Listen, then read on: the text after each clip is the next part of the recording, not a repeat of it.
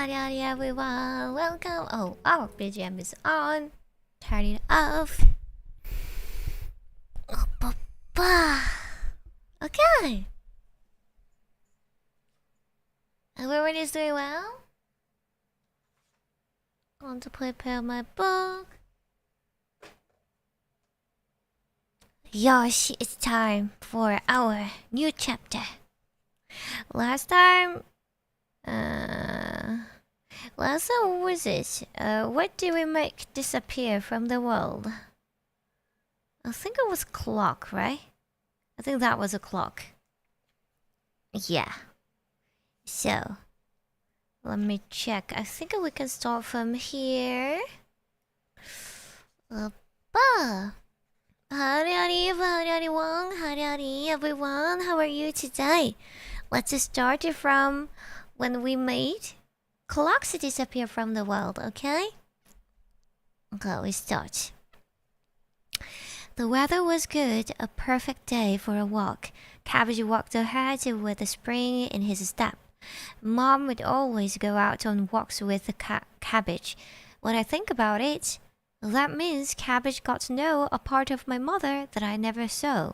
In any case, I decided I'd take it easy and spend the day with Cabbage.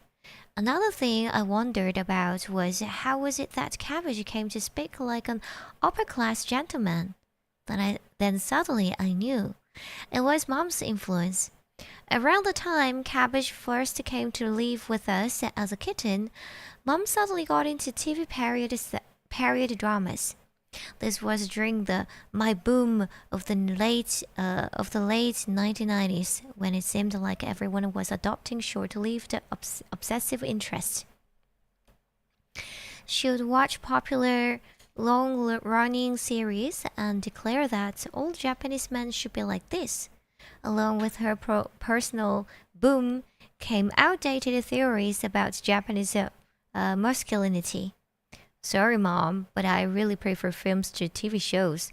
I politely refused her offers to join in with her historical drama obsession. So Mom would watch hours of TV and Cabbage curled up on her laps. Cabbage must have learned the human language from the shows they watched. So Cabbage's Japanese was an odd mixture of my mother's speech and period TV dramas. It was kind of terrible, and yet kind of cute too.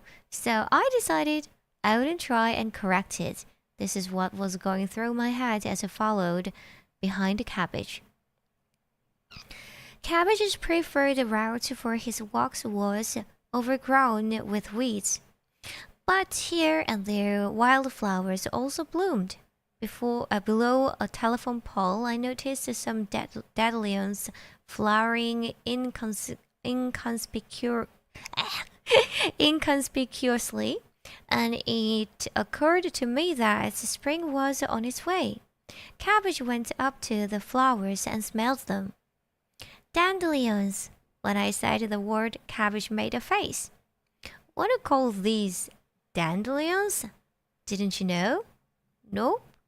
It's a flower that blooms in spring. Oh, I see. Cabbage went on to approach every flower we passed along the roadside, asking endlessly, and what might one call this? And this?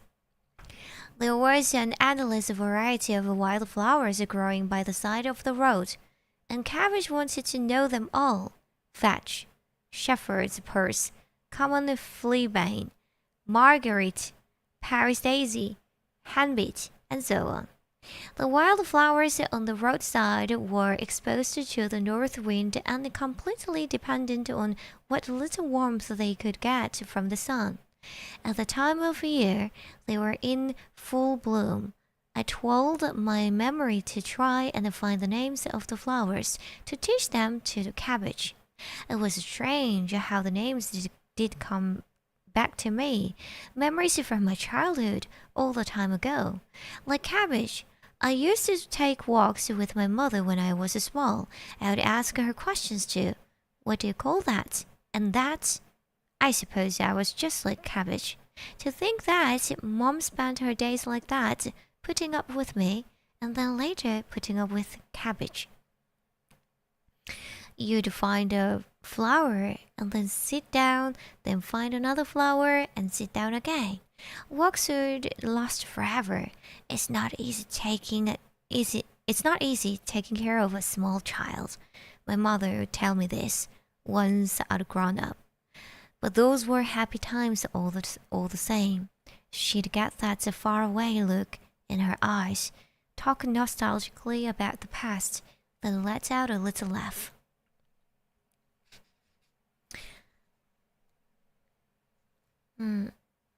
Having taken our time, Cabbage and I finally reached the park at the top of the hill. There was a beautiful view from the park. Just below us we could see the road we'd hiked up, lined with houses. Then beyond that was the sea, the color of lapis lazuli. It was a particularly big park, but it had a swing set and slide, and a seesaw for kids. Mothers played with their small children in the sandbox. Cabbage circled the park, played a bit with the children, and then headed toward the benches where the old man played Japanese chess. "Get out of my way, I'm sitting here," he announced. I was worried that the sudden appearance of a talking cat would frighten the old man, but they just smiled and laughed. Apparently, I was the only one who could hear Cabbage speaking. "No, Cabbage, these people are using the bench now," I said. But Cabbage was having none of it. Suddenly he jumped up onto the chessboard and the pieces went flying. But the old man just laughed it off and acted like it happened all the time. They gave up their spot for Cabbage. I hung my head apologetically as the old man got up and left. Cabbage gave me a side glance and positioned himself on the wooden bench, from which ribbons of blue paint were peeling off. He started licking his paws. It looked like he wasn't going anywhere for a while, so I sat down beside him and gazed absent-mindedly at the ocean that extended for as far as the eye could see. It seemed possible that this peaceful moment might last forever. I looked over at the park's clock tower as I tended to do. As I suspected, there was no clock.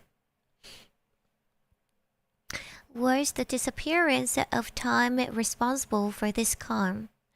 Or had it always been that way? I couldn't tell, but now that I had finally come to terms with the fact that clocks were no more, I felt light and free. Humans are strange creatures. Cabbage must have finished grooming himself. He looked in my direction as he spoke. "What's that?" "Why do humans give flowers names?" "That's because there are so many different kinds. Without names, you wouldn't be able to differentiate between them." "Just because there are different kinds, it doesn't mean you have to name each and every one. Why not just call them all flowers? Isn't that good enough?" I suppose he was right. Why do people name flowers anyway? And flowers aren't the only thing. We give names to all kinds of objects. Colors have names, and so do people. Why do we need names? It's the same with time. The sun comes up and it goes down. Humans went and imposed their own system of months and years, hours and minutes on what was a natural phenomenon. Then we gave all those things names. And that's all the time is. Cabbage existed in a world without time. No clocks, no schedules, and no being late. And no such thing as categorizing people according to age or what year they are in school. And no vacations because there is nothing to have a vacation from in the first place. There's just the changes brought about by natural phenomena and our physical response, like when you're hungry or sleepy. In a world with no clocks, I would take my time and think about things. It seemed to me that there were all kinds of rules made up by human beings, rules that begin to fall apart when you look at them closely. I find myself coming to the realization that the ways we have of measuring things like, say, temperature or the reflection of light that produces color are artificial human creations. Just like time. Basically, humans just applied labels to the things they sensed. From the perspective of the non-human world, hours, minutes, and seconds don't exist, nor the colors like red, yellow, and blue. And temperature doesn't exist. But on the other hand, if yellow and red don't exist, does that mean cabbage doesn't think dandelions are pretty or that roses are beautiful? But you know, cabbage, it was really sweet of Mom to go along on those long walks with you. How so? Spending all this time with you was a big deal for her. Mom was really fond of you. Mom, you say? My mother. I guess she was kind of your mother too. Exactly who is this person you refer to as mother? I was speechless. Cabbage must have forgotten about Mom, but that's impossible. Or, on the other hand, maybe he'd made himself forget about her. I remembered my mother's face the day she rescued Cabbage. She looked a bit sad, and yet she was also so happy. She'd watch TV with Cabbage curled up on her lap, stroking him until he fell asleep. Then she'd fall asleep too, tucked up with Cabbage on the sofa. She looked so peaceful. I got choked up thinking about it. Don't you remember, Mother? Who is it you speak of? Cabbage had the look of someone who was wondering what the hell I was talking about. He really must have forgotten about her. It suddenly hit me how sad this was. Cabbage's complete innocence just made me feel worse.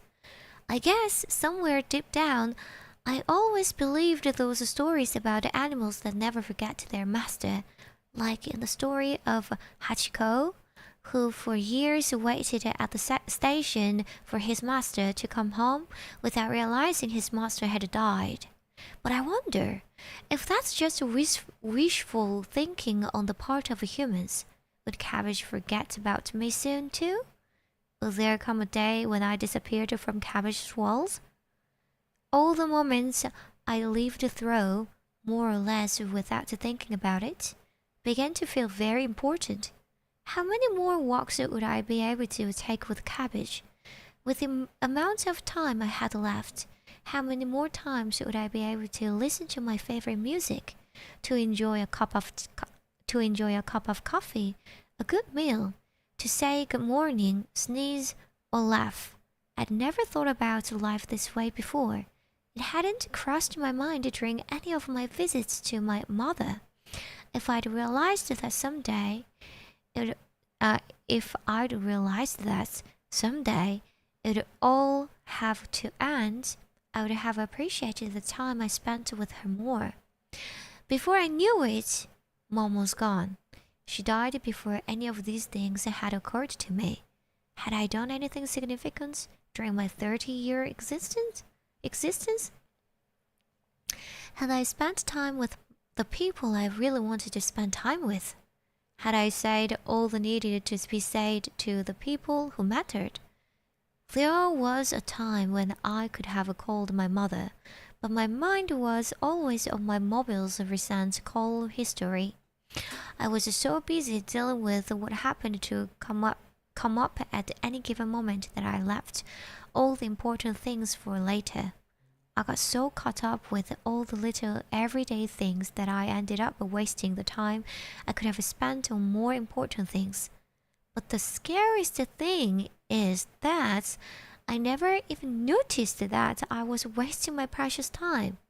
If only I'd stopped for a moment to get some perspective away from all that busy running around, it'd have been obvious what the most important thing was, and which of those calls, if any, really mattered. I looked at Cabbage. While I'd been thinking, he'd curled up and gone to sleep on the bench, with his 4 white feet tucked in and folded under his black and gray fur. He looked like a perfectly round throw pillow. I stroked him and felt his little hurt beating away. It was almost unbelievable that such a life force flowed through this small creature as he lay there so still, sleeping peacefully. I've heard it said mammals heart beats around 2 billion times during its lifetime. The life expectancy of, for example, an elephant is about 50 years. For horses, it's 20 years, and cats, 10 years, while a mouse will last only for about 2 years. But whatever the average lifespan, all of their hearts beat around 2 billion times. The average life expectancy of a human being is 70 years. I wondered if my heart had beaten 2 billion times. My whole life up to this point, I'd faced what I thought was an infinite tomorrow. But once I discovered that my life would indeed end, it felt more like the future was coming to meet me. Now I found myself heading toward a future that was set in stone. At least, that's how I felt. How ironic. For the first time in my life, I was taking a long, hard look at my future, but only after being told that I didn't have long to live. The right side of my head began to hurt, and I was finding it difficult to breathe. I didn't want to die yet. I wanted to go on living. So tomorrow I'd once again make something disappear from the world, which is to say, something would have to disappear from my future, so that I might live longer. Cabbage slept on. The park had emptied of children and the sun had moved farther and farther toward the west. Cabbage finally woke up. He stretched as far as he could without falling off the bench and let out a great yawn, which he seemed to take his time in recovering from. Cabbage stared at me lazily. I say, shall we go now? Cabbage, still groggy from just having woken up, spoke in a pretty condescending tone, addressing no one in particular. He jumped down from the bench and sauntered off with his usual jaunty stride. Cabbage headed toward the street that led to the station, through the shopping district. He stopped in front of a soba shop and gave a loud meow. The shop owner emerged with a handful of bonito flakes left over from the day's batch of soup stock, which they served with the noodles. Once he'd polished off his winnings, Cabbage licked his chops and walked off, muttering "excellent" under his breath as he went. With this kind of behavior, it was difficult to tell who was the master and who was the pet. It seemed Cabbage had become quite the local celebrity in the shopping district. Wherever he went, people who knew him shouted "hello." It looked like I'd become the retainer of the lofty speaking cat. Though, on the other hand, Cabbage's popularity meant that I was able to buy vegetables and fish and everything else on sale. Who'd have thought that there was such a thing as a cat discount? From now on, I'm always going shopping with you, I told Cabbage, carrying as many shopping bags as I could in each hand. Yes, that's all very well. Now you can make me a meal I actually like. That's what I always do. How about that cat food, neko manma, that I always feed you? Cabbage skipped a little ahead of me, then suddenly stopped in his tracks. What's wrong? He looked pretty angry regarding this so-called neko manma.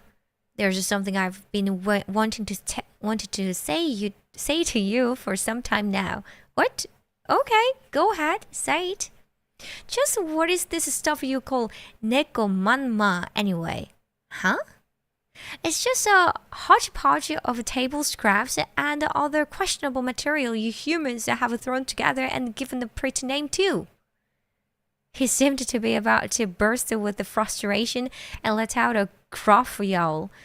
He went over to a nearby telephone pole and began sharpening his claws by digging them into the wood. I hadn't realized how much he hated what I'd been feeding him. Again, I thought about all the costumes we humans have just made up. Just then, the little apartment we lived in together appeared in the distance, down the hill from where we were. After we got home, we ate grilled fish together, the real thing, and continued our quiet and relaxing day. So, Cabbage, what is it? You've really forgotten all about Mom? I don't remember a thing. That's so sad. How so? I didn't know how to explain to Cabbage why it was sad. And I couldn't blame Cabbage for forgetting either. But at the same time, I wanted to tell him something about the time he spent with Mom. I mean, that was real. There was no denying it happened. I stood up, went over to the closet, and pulled out an old cardboard box. Inside the dust-covered box, there was a dark red photo album. I wanted to show the album to Cabbage. I turned the pages and explained to Cabbage what was in each photo. I showed him a photo of the old rocking chair where Mom used to sit with him, rocking back and forth with him on her lap. This is you, Cabbage. This is where you always sat. And this is the ball of yarn you liked so much. You'd play here for hours on end. And here's the worn-out old tin bucket where you used to call up and go to sleep. I remember you peering out at Mom. And there's that old green towel you liked. It was Mom's favorite, but you adopted it. Then there is the little toy piano that Mom bought you for Christmas. What a picture. Here, you're playing on the toy piano. You were a bit rough with it, but what a performance. And then this one, the Christmas tree. I remember when the Mom decorated the tree each year, you'd get too excited. You'd tear everything down as soon as Mom got it up, but she always had a really hard time. Oh, and this one. This is you jumping out at the Christmas tree. What a mess. You are really something, Cabbage, but Mom looks happy in all these photos. We finished one album, then started on another. I kept talking to Cabbage. I told him about Lettuce, and that rainy day he came to live with us. How when Lettuce died, Mom just sort of shut down. She wouldn't move or go out. Then I told Cabbage about the day she found him, and all the happy days that came after that. And I told him about how Mom got sick. Cabbage sat quietly and listened closely to every word. Every once in a while, I'd ask Cabbage if he remembered any of these things, but he seemed to have forgotten everything. Then suddenly, looking at one photo, his eyes lit up.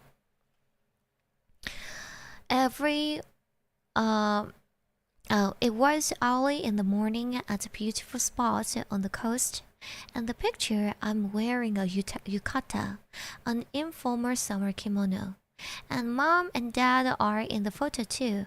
We're pushing Mom in a wheelchair, and on her lap sits Cabbage with a grumpy look on his face. Dad and I are laughing, though looking a bit embarrassed. The laughing faces were unusual and caught my eye. Who is this? Cabbage asked with interest. It was the first time Dad had appeared in any of the pictures. That's my father, I answered him curtly. I didn't want to talk about my father. Where was the picture taken? I think this was taken at the hot springs we visited together. There was a date printed on the photo. It was only a week before Mom died. Mom was hospitalized and couldn't move around on her own anymore. Then suddenly she said she wanted to go to a hot spring. Why was that? I think she probably wanted to leave us with a nice memory. She rarely took trips anywhere. Cabbage stared intently at the photo. Did you remember something? I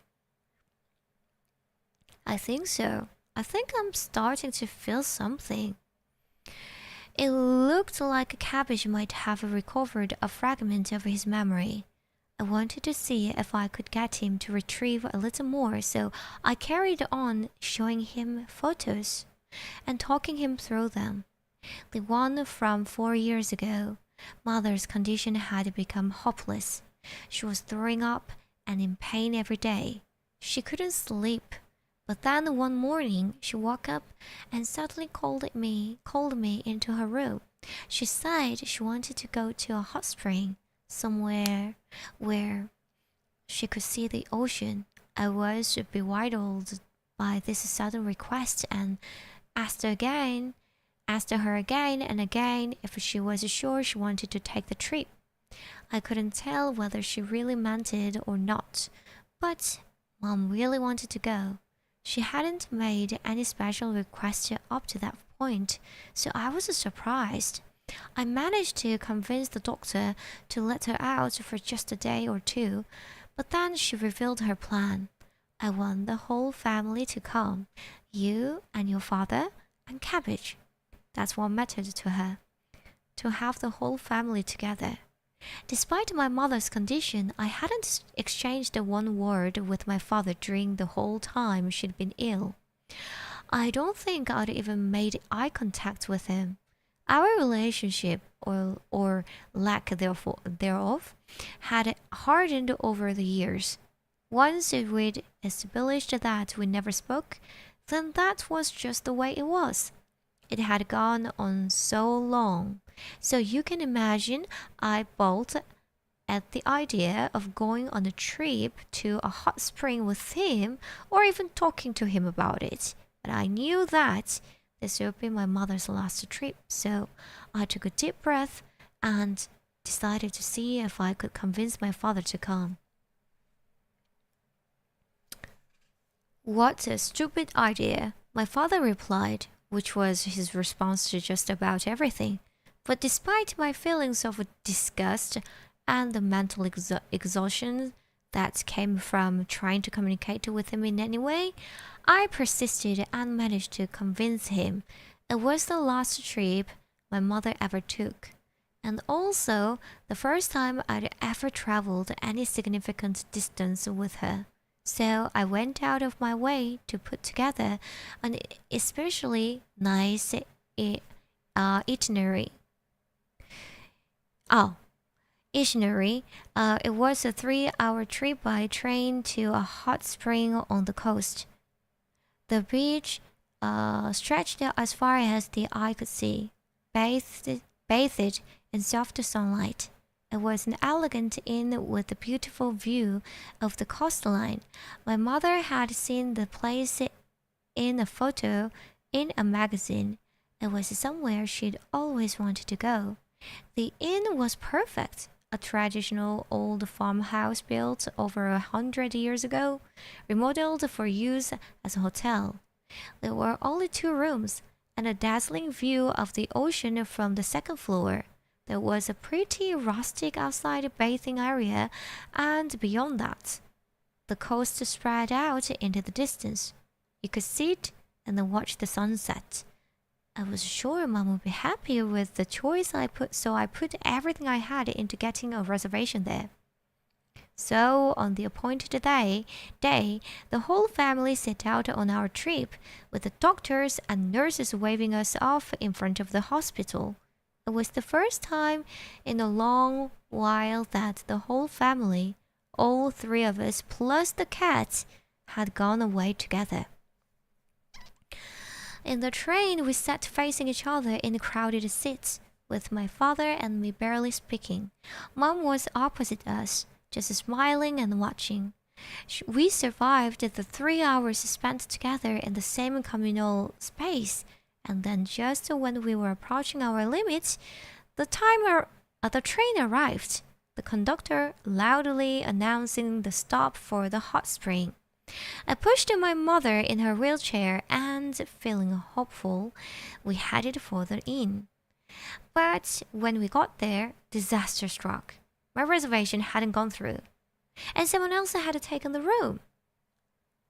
I couldn't believe it. I told them again and again that I had made a booking over the phone. I told them how much this meant to my mother, how it'd be her last trip. They refused to listen to my pleas. The owner expressed her apologies very politely, but wouldn't budge. I was at a loss and felt devastated that I hadn't been able to do something to make my mother happy. "Don't worry about it," she said, smiling. But I couldn't forgive myself. I was so frustrated and disappointed I thought I might cry. Not knowing what to do, I just stood there in stunned silence. My father patted me on the shoulder with one of those large firm hands of his. "Well, we can't have your mother camping out in her condition. I will go find something." Then Dad ran out the door of the inn. I had never seen him move so fast in my whole life, so I ran after him. Dad raced between the nearby inns, checking whether they had any rooms available. Growing up, I only ever saw my father in his shop, sitting silently and still, repairing clocks. I couldn't believe he could move at such a speed. Even when he came to watch me play sports at school, he would always sit absolutely still, like a rock. This was the first time in my life I'd ever seen him run for any reason. Your father was actually pretty fast on his feet back in the old days. I remembered what my mother had said as I dashed around, trying to keep up with my father, who, despite his compact muscular frame, ran around the hot spring resort with a surprising grace. It was a high season and all of the inns were full. We ran around trying everywhere, but were turned away time and time again. Some places only one of us would try. Others we went together, pleading with the innkeepers. We just couldn't leave Mom without a decent place to stay. We wanted to make this trip special for her. That was the first time, maybe the only time, since becoming an adult that my father's feelings and my own were in sync. After scoring the inns, leaning the beach, running backwards and forwards, we finally found a vacancy. It was dark, and the outside looked a bit shabby. It looked a bit older than the other inns and was a bit run down. Our first impressions were confirmed when we went inside, and the floorboards creaked as we walked up to the front desk. "It's a pretty good inn," Mother said, beaming as we brought her in. But I felt awful having her stay in a place like this. But as Dad said, it couldn't be helped. Mom couldn't exactly camp out in her condition, so lacking any alternative, that's where we stayed. The state of the place may not have been great, but the innkeeper was warm and friendly. The meal wasn't exactly extravagant, but the cook had obviously put his heart into it, and it was delicious. Mom exclaimed over and over again how good it was there, and how good the food was. Seeing her smiling made me feel a bit better. That night, we all slept in one big tatami room. Our futons lined up all in a row. It was the first time in 10 years that we'd been together like that, staring up at the old wooden ceiling. I was reminded of the house we lived in when I was in elementary school. It didn't have many rooms, and the entire family slept together upstairs in the only bedroom, futons next to one another. Now, 20 years later, we found ourselves doing the same thing. It was a strange feeling, and it'll be the last time we'd ever be together like this. With all these thoughts running through my head, I couldn't sleep. I wonder if Mom and Dad felt the same way. It was quiet, and the only sound I could hear in the small dark room was Cabbage's breathing, blending in with, but just detectable above, the rhythmic sound of the ocean's waves. Finally, it began to get light up outside. It was maybe 4 or 5 in the morning. I got up off my futon and sat in the window seat. I opened the curtain and looked outside. To my surprise, the old inn sat so close to the beach that the sea occupied most of the view that I saw before me. It had already been dark by the time we found the inn, so I hadn't noticed how close we were. For a while I sat there and gazed at the ocean, which, wrapped in a pale morning light, looked like something from a dream. Then I noticed that my parents were both awake.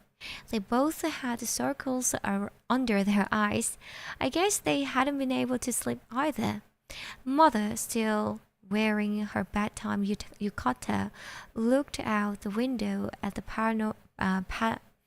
panoramic view of the sea and suggested that we all go for a walk on the beach. Let's take some pictures. I love walking on the beach in the morning. Cabbage was still sleeping, so Mom grabbed him and put him on her lap. She adjusted her yukata and was ready to go. Once she was ready in her wheelchair, off we went to the beach. The early morning light was still dim and it was a bit chilly. Mom wanted to go closer to the wet water, but it was difficult pushing the wheelchair in the wet sand. After a while, I couldn't get it to move at all. Then the sun began to rise, its rays falling on the surface of the ocean, creating a sparkling effect. All 3 of us stopped, captivated by how beautiful the scene was. "Hurry up! Take a picture!" Mom's yells brought me back to myself, and I took out the camera and got it ready. Dad and I took turns taking pictures. Meanwhile, the innkeeper came out and offered to take a picture of all of us. With the ocean behind her, Mom sat in her wheelchair with the two of us on either side of her. Dad and I crouched so that our heads would be on the same level, and Cabbage, who had finally woken up, made a face, then let out a big yawn from Mom's lap. "Okay, cheese!" The owner of the inn snapped the shutter. "Thank you!" we shouted in unison. Then the innkeeper said, "One more!" and we lined up again, this time standing. "Okay, smile. Cheesecake!" The innkeeper's earnest efforts to get us to smile, and his friendliness, which was just short of overbearing, made us all laugh. And just at the moment, the shutter snapped. "Did you remember anything?" I prodded Cabbage again after I finished my story. "Apologies, old boy. I tried, but I just don't remember."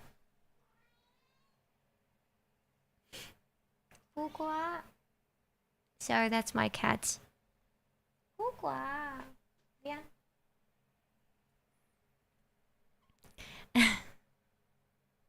That's too bad, Cabbage. I am really sorry, I just can't help it. No matter how hard I try, I can't remember anything, except perhaps one thing. One thing. I was happy. That's all I remember. You were happy? Yes, that's what I remember when I look at these photos. Simply that I was happy. It seemed odd to me that Cabbage couldn't remember any of the details of the trip, not the inn, not even Mom herself, but that he could remember he'd been happy. But something in what Cabbage had said made me think. And then finally I realized. Mom didn't want that trip just for herself. She wanted me and Dad to make up. I wondered why I'd never thought of that before. From the moment she gave birth to me, Mom gave me and Dad all of her time. I never imagined that when she had such a little time left, she would still only be thinking of us. She didn't have to, but she devoted her life to us until the very end. She had me completely fooled. It had taken me all this time to notice. I look back at the photos and notice the embarrassment on my father's face as he forces himself to smile. And me, with a face so much like my father's, also forcing an awkward smile. Then Mom sits between us grinning as if she couldn't be happier. Looking at my mother's face, my heart grew heavy thinking of her and all she did for me. Suddenly, I had tears rolling down my face. Right there in front of Cabbage, my voice caught in my throat, and I stared silently at the photograph. Cabbage had a look of concern on his face and came closer. He jumped into my lap and curled up there. My heart began to feel soothed as his warmth soaked into my body. Cats are really something. They will just ignore you half the time, but they seem to know when you are really in need of something comforting. Just as cats don't have any sense of time, there must not be any such thing as loneliness for them either. There is just the time you spend alone and the time when you're with someone else. I suppose loneliness is another thing that only human beings feel. But looking at my mother's smiling face in those old photos makes me think that maybe it's only because we feel lonely that we have certain other feelings. As I stroked his warm, furry body, I decided to put some questions to Cabbage. Say, Cabbage, do you know what love is? What's that, sir? Well, I guess a cat wouldn't understand. It's something humans have. It's when you really like someone and they are really important to you and it makes you feel like you want to be with them all of the time. Is it a good thing? Yeah, though I guess it can also be a bit of a pain sometimes too. And then you feel like the other person is just a burden, but all in all, it's a good thing. Yes, that's it. We feel love. That's the expression the mom has on her face in that photograph. What else could you call it apart from love? And this love, this thing unique to humans, even though it can sometimes be a burden or even get in your way, is something that buoys us human beings up. It's sort of like time in the way. It's one of those things that only exist for humans, like time, color, temperature, loneliness, and now love. All these things that only humans experience. In a way, these things roll over or control us, but they also allow us to live fully. And they are precisely what makes us human. No sooner had these thoughts occurred to me than my ears suddenly picked up something that sounded like a clock. But when I looked, just as before, no clock sat beside my bed. Nevertheless, even though I couldn't see it with my eyes, I definitely got the feeling that there was something spurring me on. I started to get the sense that the endless ticking sound in my head might actually be the sound of the hearts of all the people in the world beating in time with one another. Images occurred to me in quick succession. In my mind's eye, I see the second hand of a stopwatch moving around the dial. Then athletes sprinting the 100 meters. The second hand goes round and round the dial. Someone presses the button, but the button is on an alarm clock. The children who pressed the button crawled back under the bed covers. In their dreams, they watched the hands of a large clock hanging on the wall go round the dial. Then I see the clock tower lit up by the morning sun. Young lovers wait for their dates below the clock tower. I walk quickly past the lovers toward the tram stop, glancing at my watch. As always, the train is a bit late. I arrive in front of a small clock repair shop. Countless clocks are laid out in the cramped space. I hear them ticking. The sound fills the small space, the sound of time being carved up. I stand still for a while, bending my ear toward the sound.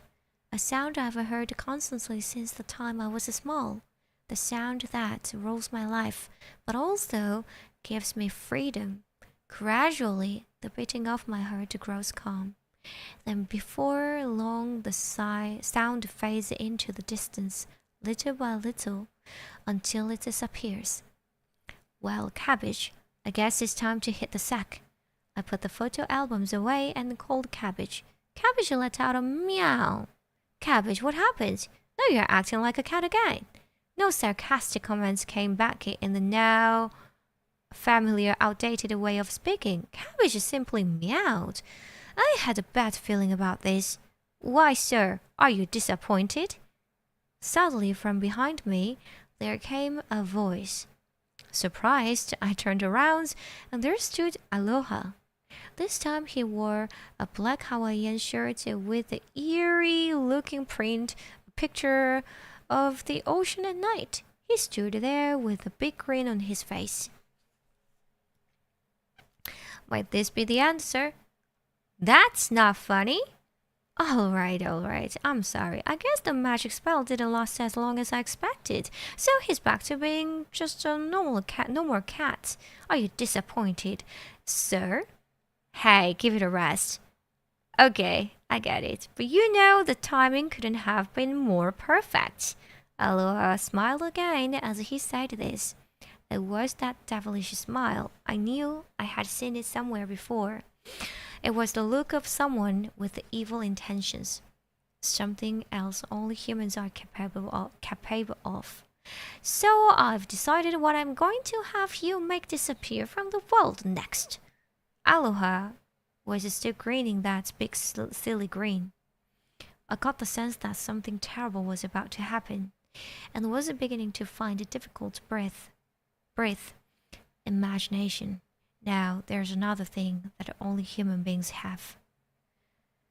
Cruel images raced around in my head. Please stop. Without thinking about it, I cried out, oh no. It wasn't me, but rather the devil who looked just like me. Makes you want to let out a cry just like that, right? Aloha laughed. Please just stop. I begged him, falling on my knees. Then the devil revealed his plan. This time, let's make cats disappear from the world. Oof! Let's have a break. Thank you so much for the member. Thank you, Hope. Hope, arigato. Thank you.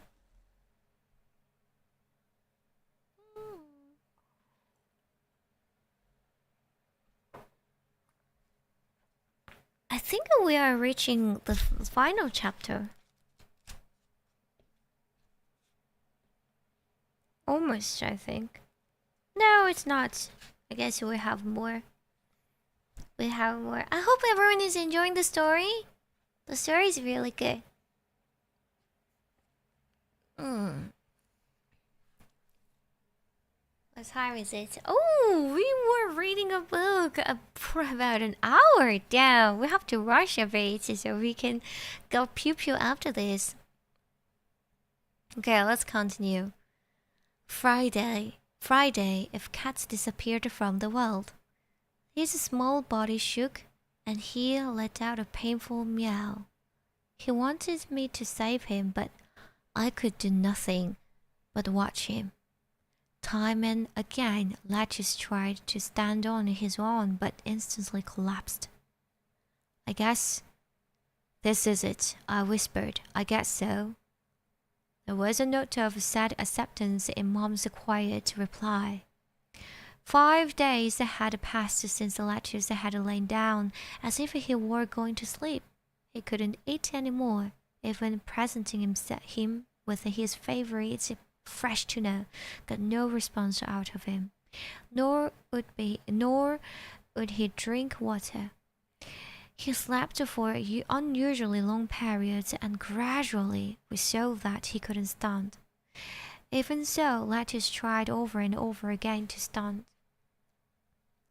up on his own. I had to give him water with an eyedropper because he couldn't drink on his own. With his strength slightly restored, he would immediately try to stand, but he was still a bit shaky on his feet and would soon lie down again. He always tried his hardest to stand on his own despite the fact that he didn't have the strength for it. Once, he just about managed to pick up his feet and walk unsteadily right up to Mom, and then collapse in front of her. "Lettuce!" I shouted, and rushed to pick him up. His body was warm, and he had become so thin he weighed practically nothing. His small body, with little strength left now, trembled ever so slightly. Lettuce hovered between life and death. You could tell he was scared. He couldn't understand what was happening to him. He didn't know that he was dying. After a while, my arm started to ache, so I sat him down on Mom's lap. Now that he was comfortable, Lettuce began to purr. He let out as much of a meow as he was capable of producing, as if to announce that this was his spot. Mom was happy to have him there and stroked him gently. Gradually, he closed his eyes, and the trembling stopped. He seemed revived and raised his head for a moment, looking at us both with wide eyes. Finally, he took a deep breath and laid his head down on Mom's lap again, where he became completely still and didn't move again. "Lettuce!" I called his name, trying to convince myself he was only sleeping. Maybe I thought I could wake the dead if I simply repeated his name enough times, with just the right rhythm or emphasis. "Be quiet," Mother said. "Don't say a word. He's gone to a place where there's no more pain." Mom continued to stroke him gently as she said these words. "It's all right now, it's all right. No more pain." Mom rocked back and forth as she held the cat's still body, and the tears began to flow. Finally, the reality hit me. Lettuce was dead. He was totally dead. He was really dead. I had to accept it. He was dead just like the rhinoceros, beetles, and crawdads I used to collect when I was little. After a while, they just stopped moving, and that was that. In a daze, I stroked his body. It was still soft and warm, and completely still. I looked at the red collar Lettuce had worn for so long. He'd tried to pull it off all the time, chewing away at it until it became worn out and wrecked. Until a few moments ago, it had seemed as if it too were something living, like Lattice himself. But now, suddenly, it seemed like nothing more than a cold, lifeless object. Touching his collar gave me such a tangible feeling of death. I burst into tears as if to expel this unwelcome reality. When I woke up, I found that my eyes were filled with tears. It was still dark, around 3 a.m. maybe. I looked beside me where Cabbage normally slept and saw that he was gone. I panicked and I jumped out of bed, my eyes scanning the room. Then I saw Cabbage curled up asleep at the foot of the bed. As usual, I hadn't slept well, but I was relieved to find that Cabbage was still there. The memory of the night before, when Aloha suggested eliminating cats, was still fresh in my mind. So, what would it be, my life or cats? At that moment, I couldn't imagine what my life would be like without Cabbage. 4 years had passed since my mother had died. Cabbage had always been by her side. How could I erase him? What was I supposed to do? If cats disappeared from the world, how would the world be different? What would be gained and what would be lost in the world without cats? I remembered what my mother said a long time ago. Cats and humans have been partners for over 10,000 years. And what you realize when you've lived with a cat for a long time is that we may think we own them, but that's not the way it is. They simply allow us the pleasure of their company. Cabbage was curled up and asleep. I lay down beside him and gazed at his face, such a peaceful face. Never in his wildest dreams would he ever imagine a world where he had disappeared. I wouldn't be surprised if he woke up at this very moment speaking like a gentleman and demanding to be fed. But as I stared at his sleeping face, I could also imagine him saying like a faithful friend, I would gladly disappear for you, sir. On the one hand, they say that only humans have a concept of death. Cats don't see it coming. It doesn't cause them fear or anxiety like it does humans. And then humans end up keeping cats as pets, despite our angst over mortality, even though we know that the cat will die long before we do, causing the owner untold grief. But then again, human beings can never grieve their own death. Death is always something that happens to others around them. When you boil it down, the death of a cat isn't so different from the death of a human.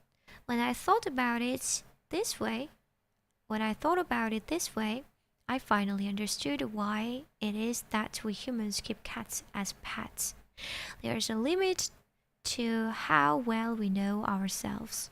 We don't know what we look like to others, and we can't know our own future, and we can't know what our own death will be like, and that's why we need cats.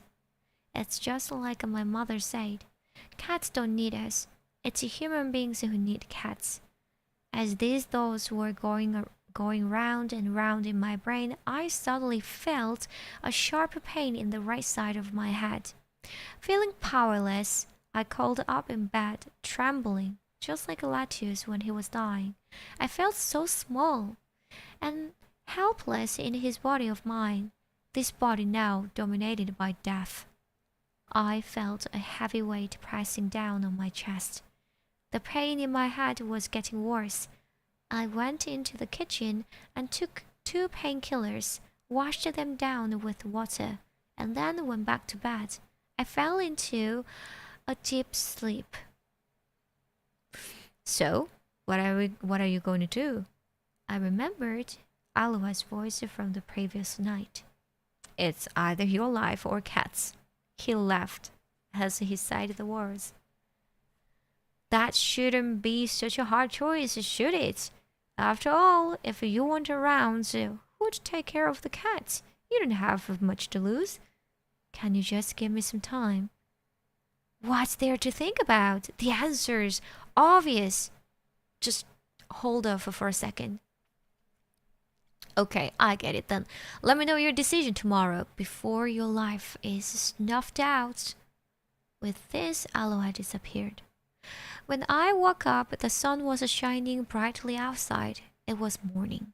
I took my time getting up, all the time looking around the room for Cabbage. He wasn't there. He was gone.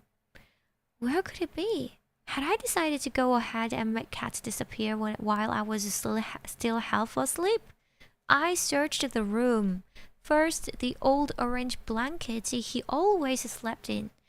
Then on top of the bookshelf under the bed, the bathroom, the shower, but he was nowhere to be found. Cabbage liked crawling into confined spaces. Often he would hide in the washing machine, but he wasn't there either. Finally, I checked the window ledge. Cabbage always liked to perch there, his tail dangling and occasionally twitching.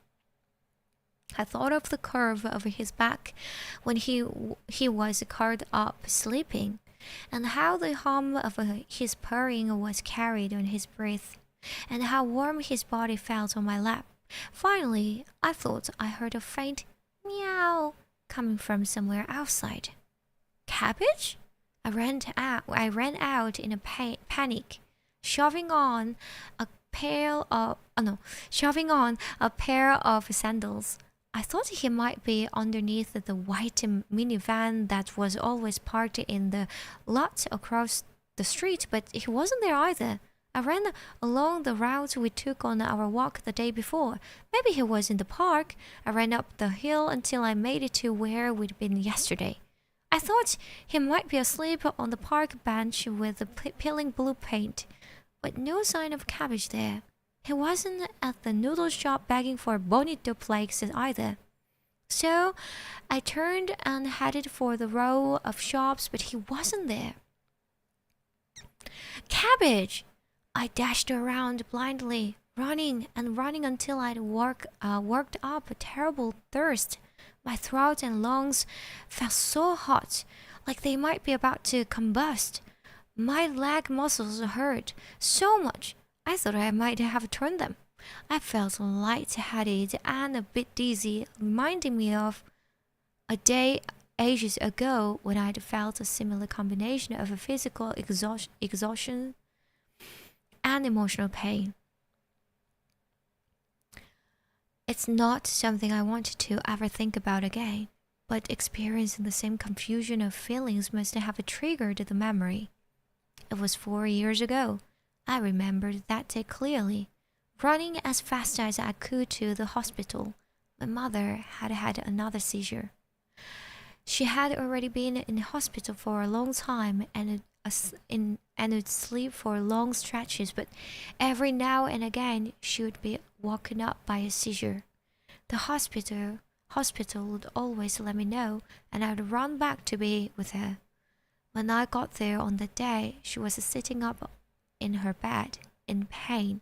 She was shaking and saying over and over again that she was cold. Seeing her like that scared me, and I called out to her. I had never seen her that way. The whole time I was growing up, she was always so bright and cheerful and warm. She was always on my side. I always felt completely safe and secure when she was near. And now she was going to leave me. I was so scared and upset. I thought I was going to pass out. She was repeating the same thing, something under her breath. It was almost impossible to understand. Sorry, I'm so sorry to leave you alone. I was choked up. Tears began to roll down my cheeks. I began to shake too, as I rubbed my mother's back. She suffered like that for an hour, and then they gave her an intravenous painkiller, which made her fall into a deep sleep. Now She was sleeping peacefully. So peacefully, it was hard to believe she had just been in so much pain. I was relieved and sat down in the chair near the bedside, tired.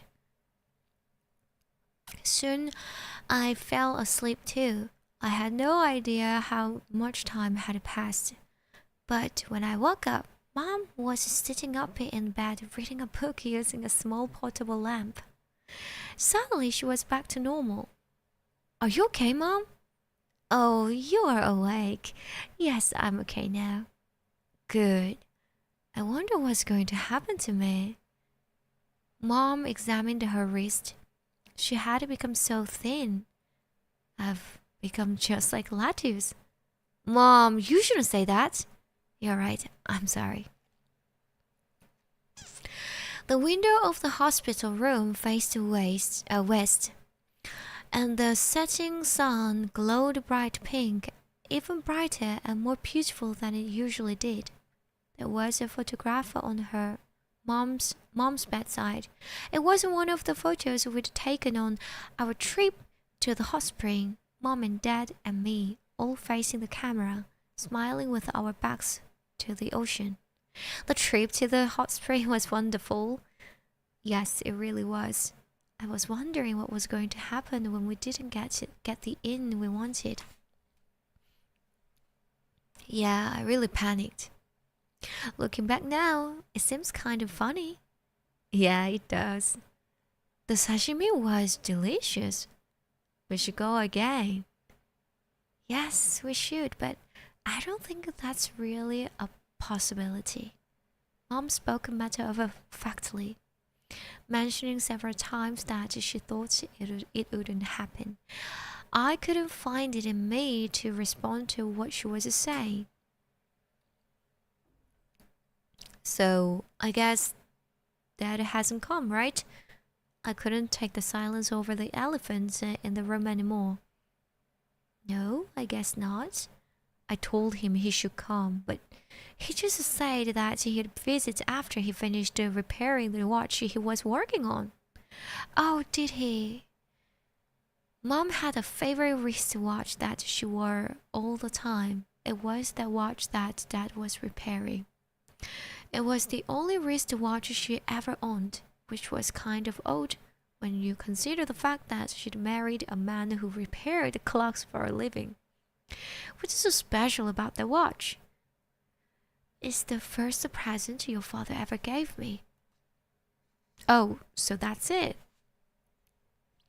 He made it himself using antique parts from his collection. So he actually did something nice for once. He did. You know, he's really very sweet. He just finds it difficult to express himself. Mom sounded so young when she talked about Dad again, erupting in girlish laughter. Last week, your father came to see me and told him I told him my watch wasn't running, so he just took it with him when he left without saying anything. I guess he planned on repairing it. But why he decided to do it now now of all times? Don't worry about it. I'm happy you are here. But people are different. There are different ways of showing you love someone. I don't know. That's just the way it is. It was the last time we ever spoke. Soon after that, she took a turn for the worse, and within an hour she was dead. I called the shop over and over again, but Dad didn't come. He finally arrived half an hour after she died. He held Mom's wristwatch in his hands. He hadn't been able to get it going again. Mom's lifeless body lay there, still. And I cursed at him. Why now? Why at a time like this? I just couldn't understand him. However, Mom tried to explain it. Then took Mom to the funeral home, leaving the hospital room empty and still. Where Mom had been there was only a clean white sheet.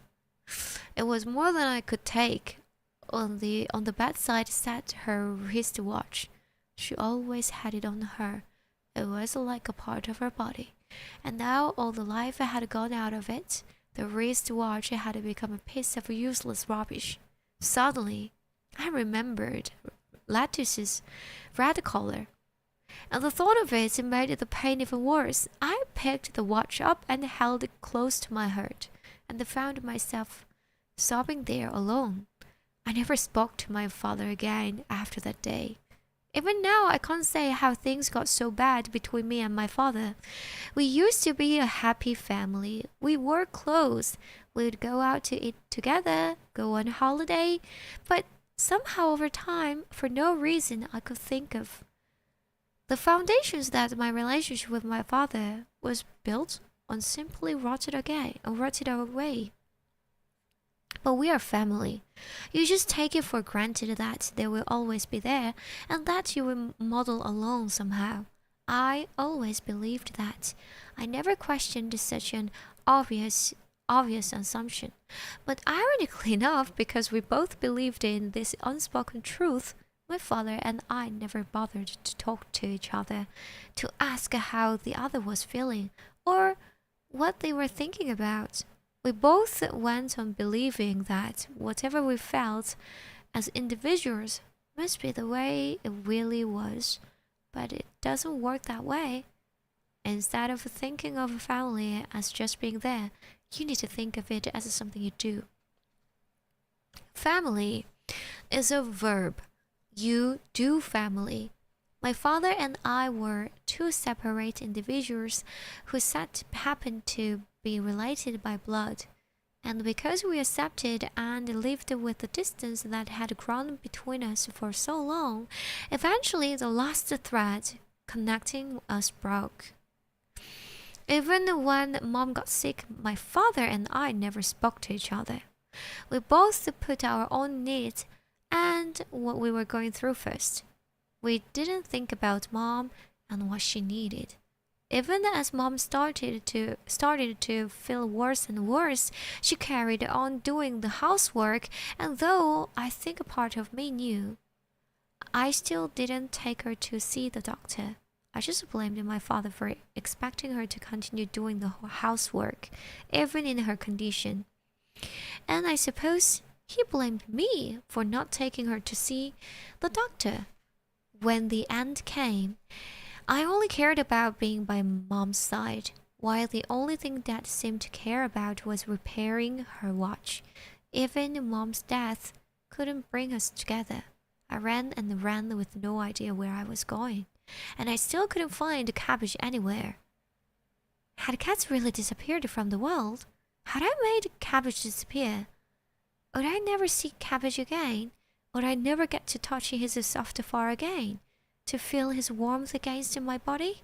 Touch his dangling tail or his fleshy paws? Or feel the thumping of his little heart? Now, both Mom and Lettuce were gone, and maybe Cabbage was gone too. I didn't want to be left alone. I was grief-stricken, angry, anxious, and in pain. My eyes began to fill with tears. I kept on running, forcing my legs to keep moving, panting now, my mouth open and dry. I ran and ran until my head started to hurt again and I collapsed onto the cold stone pavement. I carried on, crawling awkwardly on the ground. Then I recognized the paving stones. I looked up and I realized that I had reached the square where I met my old girlfriend the other day.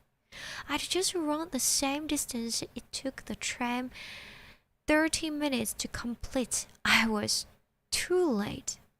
The feel of the cold stone pavement brought reality crashing down on me. I had eliminated cats. I had made Cabbage disappear from the world. But just then I heard a meow.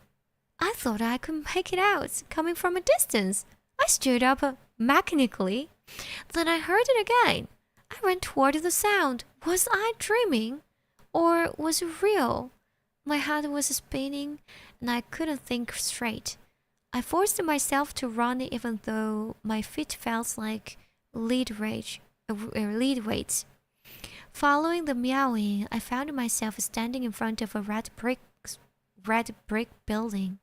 It was the movie theater. Again, the same meow.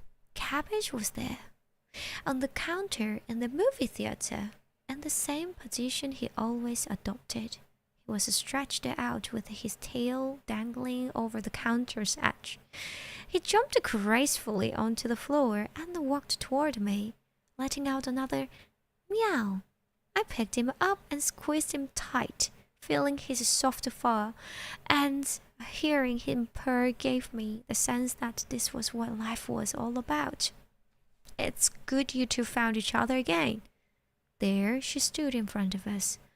Of course, my ex-girlfriend. She lived here, after all.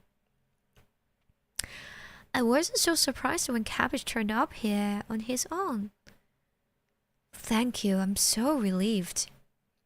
And there you go crying again. You haven't changed at all, have you?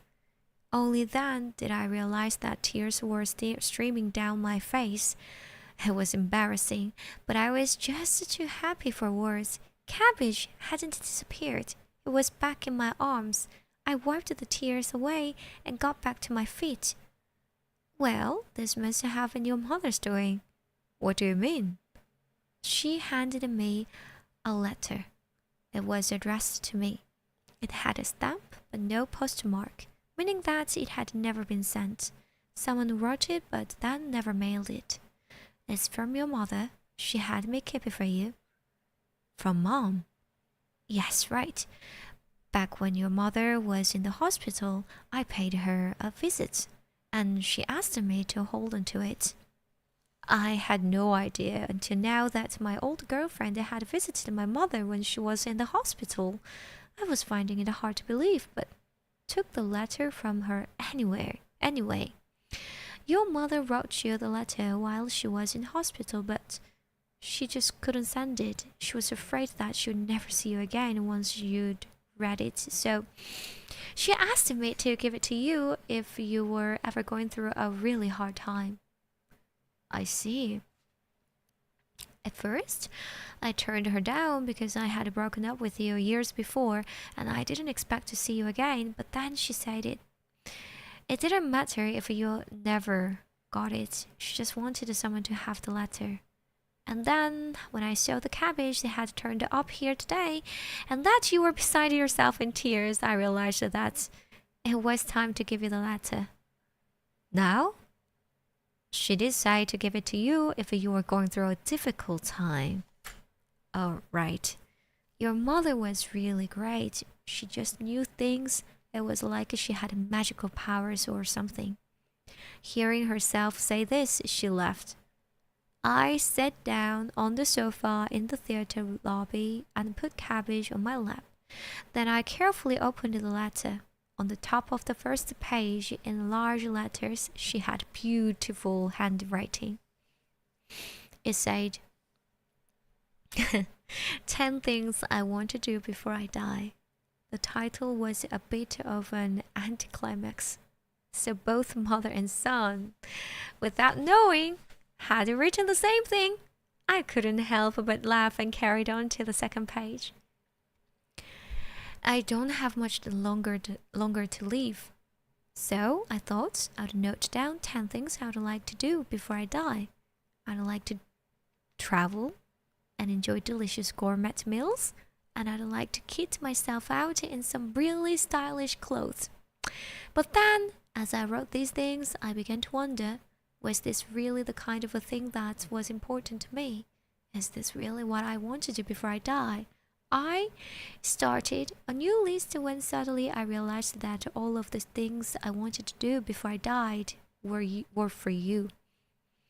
Your life will go on for many years beyond mine, and in the course of that life, there will be both good times and bad. You will experience joy, but there will also be times of sadness and pain. So, I decided to write down 10 beautiful things about you so that whenever you're going through a difficult time, you will be given the courage and self-belief to go on. So instead of a list of 10 things I want to do before I die, this is what I wrote. Things that are beautiful and good about you. When people are sad, you are able to cry along with them. And when people are happy, you are able to share their joy with them. You look really sweet when you are asleep. Your dimples when you smile. Your habit of rubbing your nose when you're worried or anxious. Your concern for the needs of others. Whenever I caught a cold, you helped with the housework and acted like you enjoyed doing it. You always ate whatever I cooked as if it were the most delicious thing in the world. How you'd think deeply and ponder over things. And after all that brooding, you always seemed to come up with the best solution to the problem. As you go on with your life, always remember the things that are good in you. They are your gifts. As long as you have these things, you will find happiness and you will make the people around you happy. Thank you for everything you've done for me, and goodbye. I hope you always keep hold of these things that are so beautiful about you. The tears rolled down and fell on the letter like warm, salty drops of rain. I quickly wiped them off, not wanting to ruin a letter that matters so much. But when I tried to stop, I just cried more and more, and the letter got wetter and wetter, the ink beginning to smudge. Along with the tears came a torrent of memories of my mother. Whenever I caught cold, my mother would rub my back. Once I got lost when we were at an amusement park and began to cry. I remember how my mother ran to me and picked me up and held me. When I wanted the same kind of a lunchbox as all the other kids, my mom ran around town all day long to find just the right one. I always fidgeted when I was asleep, and my mother would come in and put the covers back on. She always bought me new clothes when I needed them and never bought anything for herself. She made the best Japanese rolled omelette. I could never eat enough of it, and she'd give me her portion. For her birthday, I gave her a voucher for a shorter massage, but she never used it. She said it was too much of a treat for her and didn't want to waste it. She bought a piano and played my favorite songs for me, but she wasn't very good and always tripped up and made mistakes in the same place. My mother, did she have any hobbies of her own? Did she have any time to herself? Were there things she wanted to do? Hopes and dreams? I wanted to at least thank her, but never found the words. I never even bought her flowers because it seemed cheesy. Why couldn't I at least have done something small? It was such a simple thing. And when she finally left this world, it came as such a shock. I hadn't ever imagined that she would die. In order to gain something, you have to lose something. My mother's words came back to me. Mom, I don't want to die. I'm afraid of dying, but it's just like you used to say. Stealing things from others in order to live is even more painful. Come now, sir. Dry those eyes. I heard a voice and looked around. Cabbage was curled up on my lap looking at me. Suddenly he could speak again, and I was surprised. He still had that haughty tone of voice. It's terribly simple. All you need to do is make cats disappear. No, Cabbage, I can't do that. Why? If it were up to me, I would have you leave, sir. It shan't be easy for me when you are no longer with us. I never thought the day would come when I'd be moved to tears by the words of a cat. But I had a feeling he would have been able to communicate just as well with a meow and a purr. Just when I thought I'd calmed down, I began to tear up again. Oh, do please stop crying. My existence is a trifle compared to what you have already made it disappeared. No, Cabbage, no. It doesn't have to be that way. If cats disappeared from the world, if lettuce and cabbage and mom disappeared, I just couldn't imagine it. I may not be the smartest guy, but I felt like I was beginning to understand. There's a reason that things exist in this world, and there's no reason good enough for making them disappear. I'd made my decision, and I think that Cabbage above all understood my resolve. He was silent for a while, and then began to speak again. I understand, sir. Thank you. Now, just one more thing. One more thing? Close your eyes. What for? Never mind, just close them. So I closed my eyes, and out of the darkness, a figure appeared. It was my mother. A sweet memory, a memory of childhood.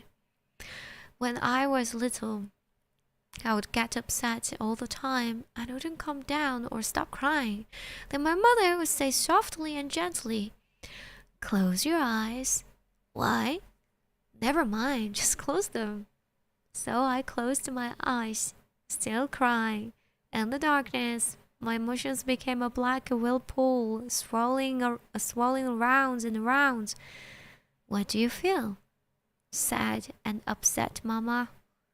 I slowly opened my eyes and my mother went on as she gazed at me. All right. Next, make a happy face. I can't. Go ahead, even if you have to force it. My mind and body were at odds with each other. I couldn't smile at all. I couldn't smile very well. I managed to twist my unwilling face into a smile, but I still felt bad. The tears didn't stop. The sound of my mother's voice saying, take your time, soothed me. And I managed to force a smile. Okay, now close your eyes again. Prompted by my mother, I slowly shut my eyes. When I tried closing my eyes while smiling, no matter how forced it was, I could feel my emotions being soothed. The black whirlpool disappeared, and what looked like a rising sun began to appear in the darkness. Gradually, this gentle, cream-colored light would spread all around. I could feel my heart finally begin to warm as the light grew stronger, and I was wrapped up in a feeling of tenderness. How do you feel now? I'm okay now. Good. I'm glad. Mama, how did you do that? It's a secret. What do you mean? It's a little magic trick you can play on yourself. Whenever you feel sad and lonely, just smile and close your eyes. Do it as many times as you have to. So, it was Cabbage who reminded me of my mother's magic. Whenever I felt bad, I would beg her to do it. There in the lobby of the movie theater, as I sat on the sofa, I slowly closed my eyes and forced myself to smile. The warmth crept back into my heart, and I felt calmed and soothed. It seemed I still had some of Mom's magic left in me after all. Thank you, Mother. I'd never been able to say that to her. Those are simple words, but I really did want to say it, and I finally had. I opened my eyes, and Cabbage was still there, curled up, purring on my lap. Thank you, Cabbage. I stroked his fur some more, and he meowed as if he'd understood what I said. Then he meowed some more. He seemed to be trying very hard to tell me something. The strange human speech, those expressions that came out of some old TV show were no more. It seemed to me like this was his way of saying goodbye. I remembered again what Mom used to always say about cats. We may think we own cats, but that's not the way it is. They simply allow us the pleasure of their company. I'm glad I had a chance to talk to Cabbage before it all ended. Maybe this was Mom's magic too. Goodbye, Cabbage. Thank you for the time you gave me. I stayed there for a while longer, sitting on the sofa of the theater lobby in the fading light. I read back over the letter again as I stroked a cabbage.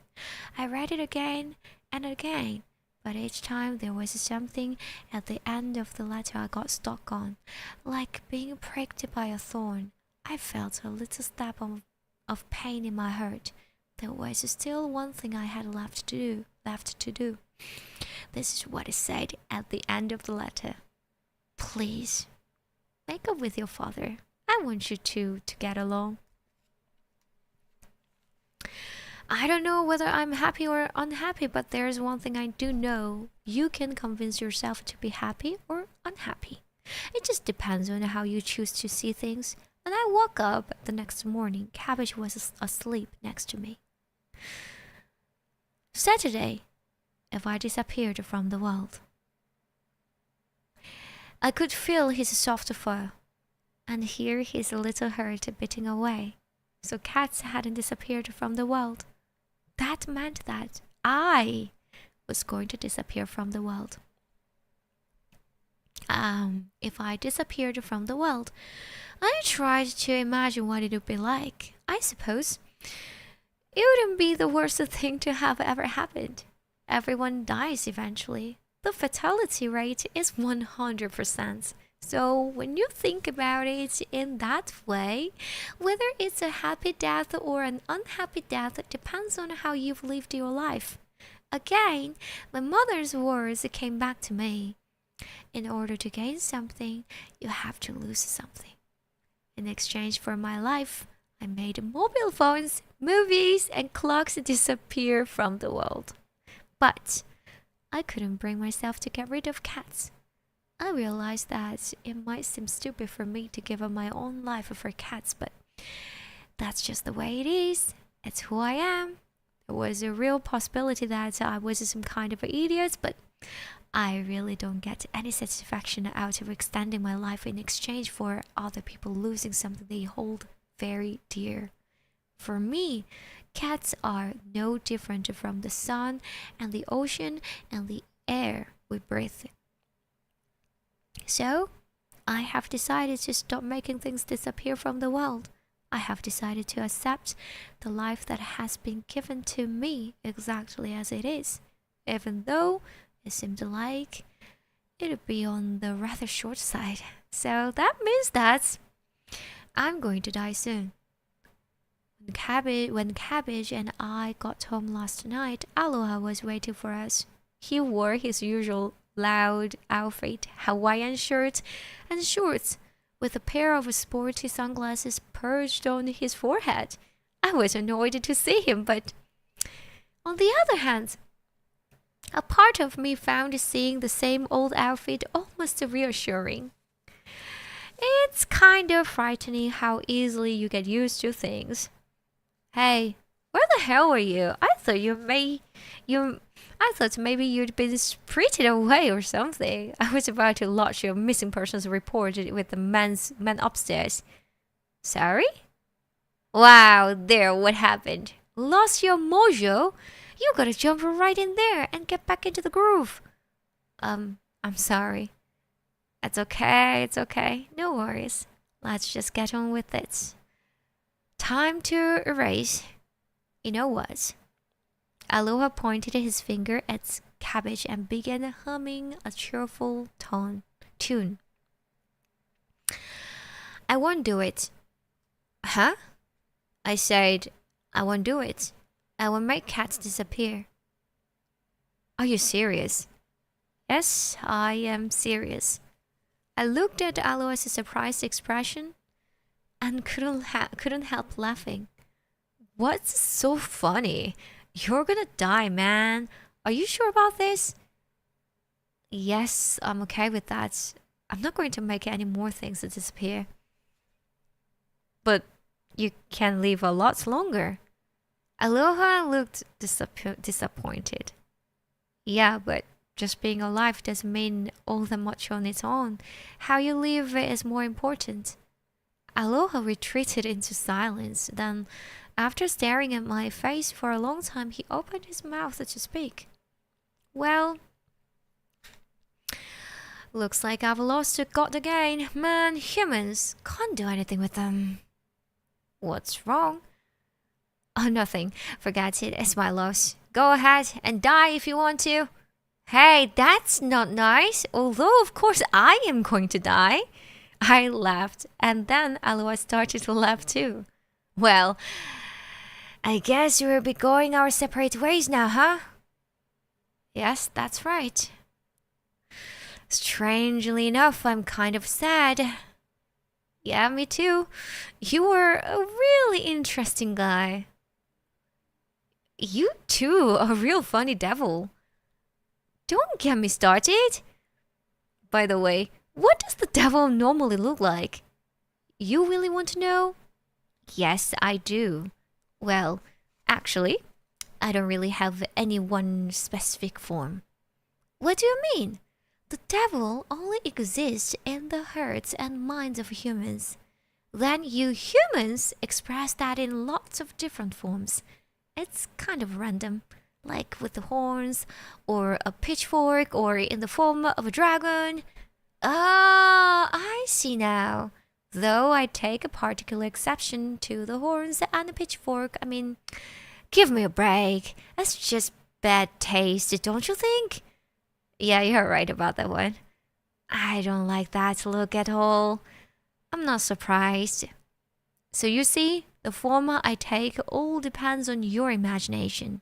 The devil in your heart looks just like you. But your personality is totally different to mine.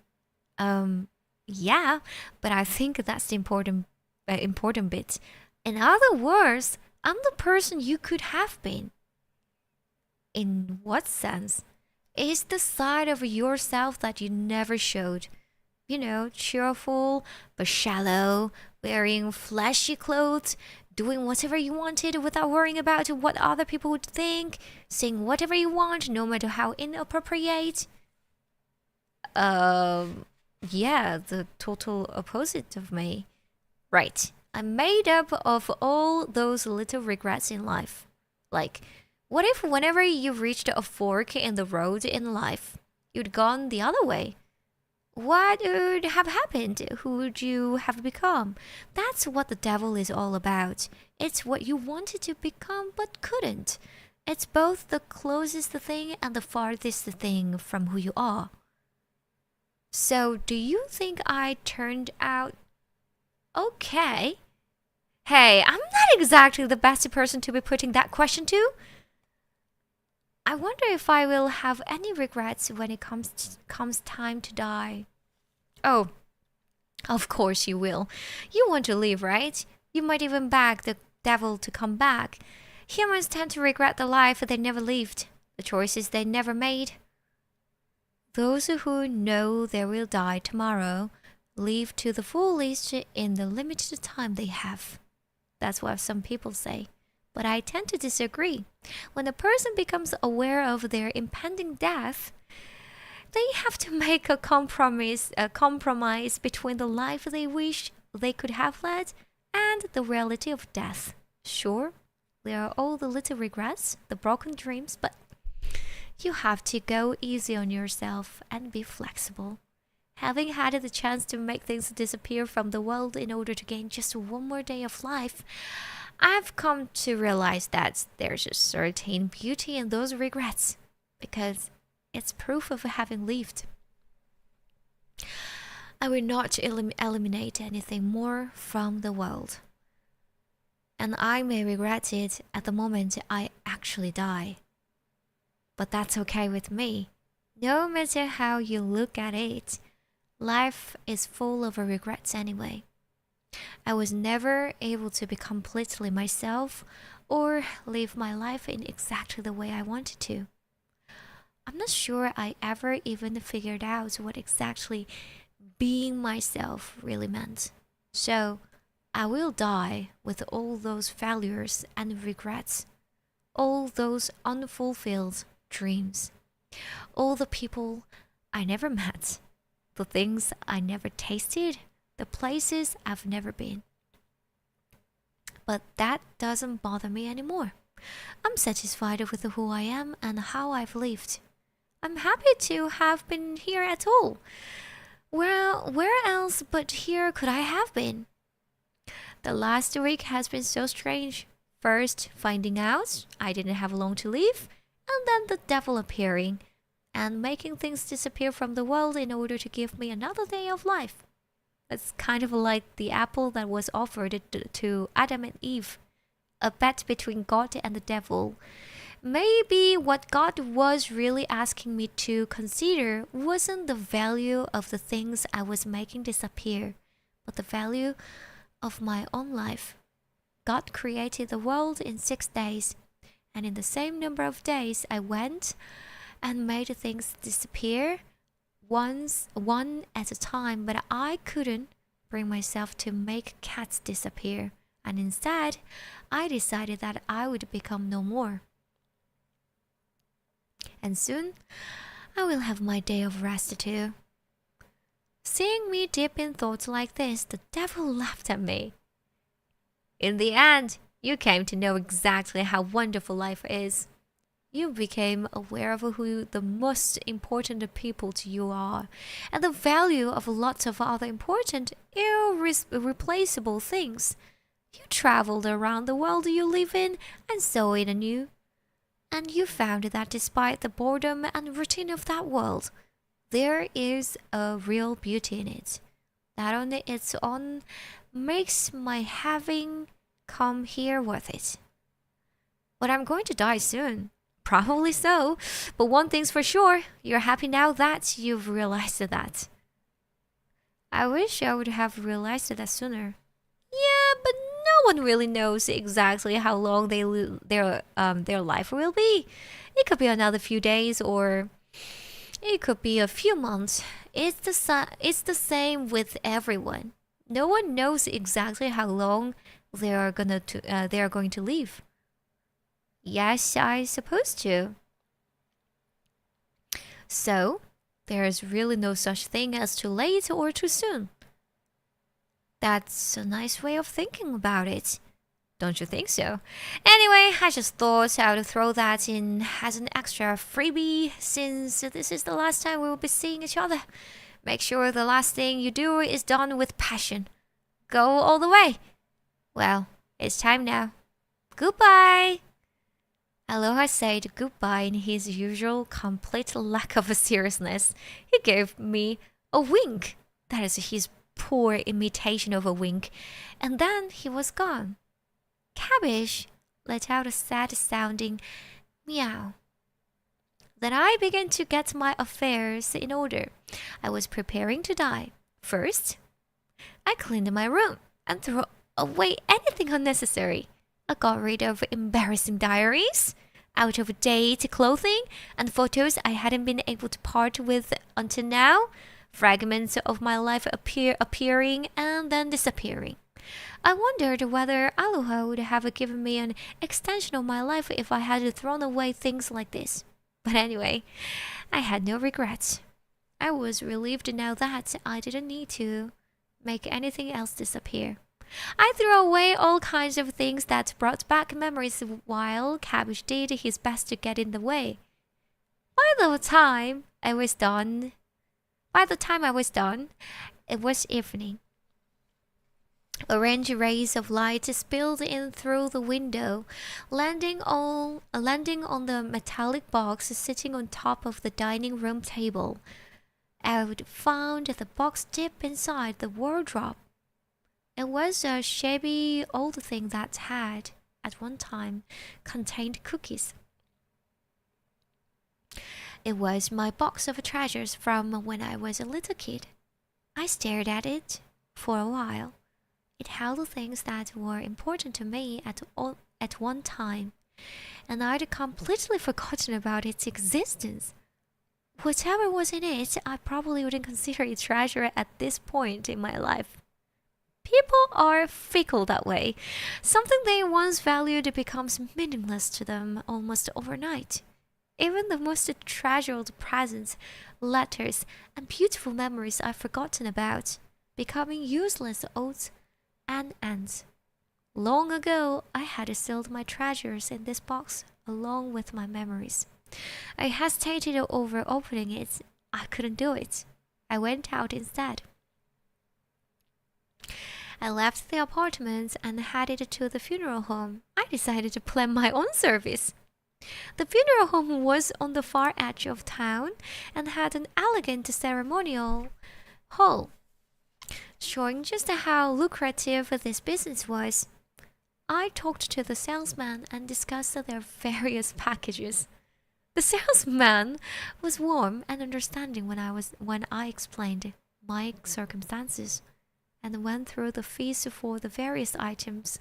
I would have to buy a portable Buddhist altar, a coffin, flowers, a portrait of myself to display by the coffin, an urn for my ashes, a Buddhist tablet, a hearse, and of course I'd have to pay for the cremation. It all came to 15 what? 1,500 what? Wait, is it 1,500,000 then? What? This is how much it would cost for one small funeral. Not one. Wait, what? Which I was obviously paying for myself. Everything costs something. The cotton stuffed in the corpse's nose, the dry ice placed in the coffin, and so on. What? The blow-by-blow explanation seemed to go on and on.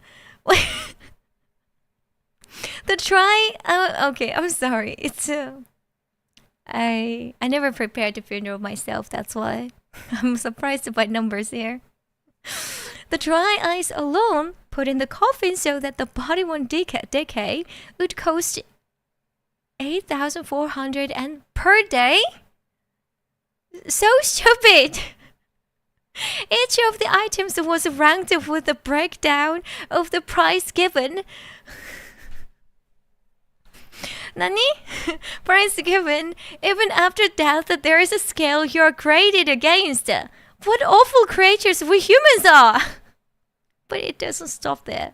You can also go for options like natural wood, or it can be carved, lined with the sweat, and or even lacquered.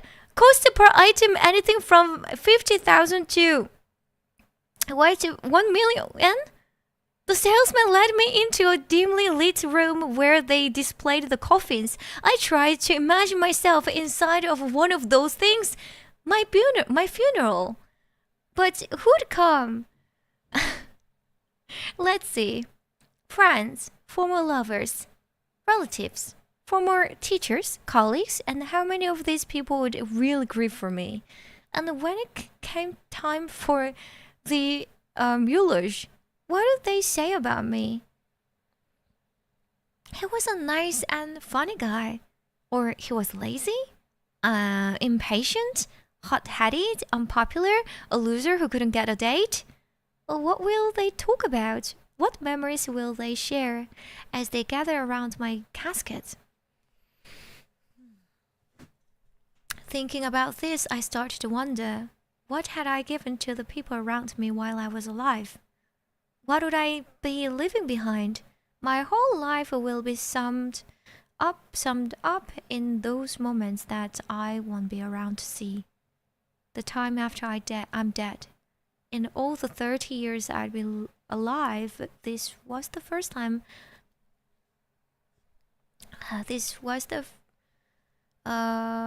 First time I'd ever thought about this. My whole existence had taken place within this little sliver of time that sat between two much larger chunks of time, during which I didn't exist. It's been within this narrow slice that I have made my mark, for whatever it's worth. I returned home to a space that, after the cleaning and the organizing, seemed as if it had been hollowed out. Cabbage came up to me and meowed again and again, as if complaining about having been left alone there. The apartment was so empty now. There was something eerie about it. placed the raw tuna I'd bought at the fish shop in the old shopping district on a plate. Cabbage signaled his pleasure with an odd-sounding meow, as if to say, "Indeed, you have finally gathered my meaning." Then he started gobbling down the tuna. While Cabbage was busy eating, I picked up the old cookie container on the table and stared at it for a while. Then finally, I opened it. This is where I kept my hopes and dreams as a boy. It was my stamp collection. Oh, stamp collection.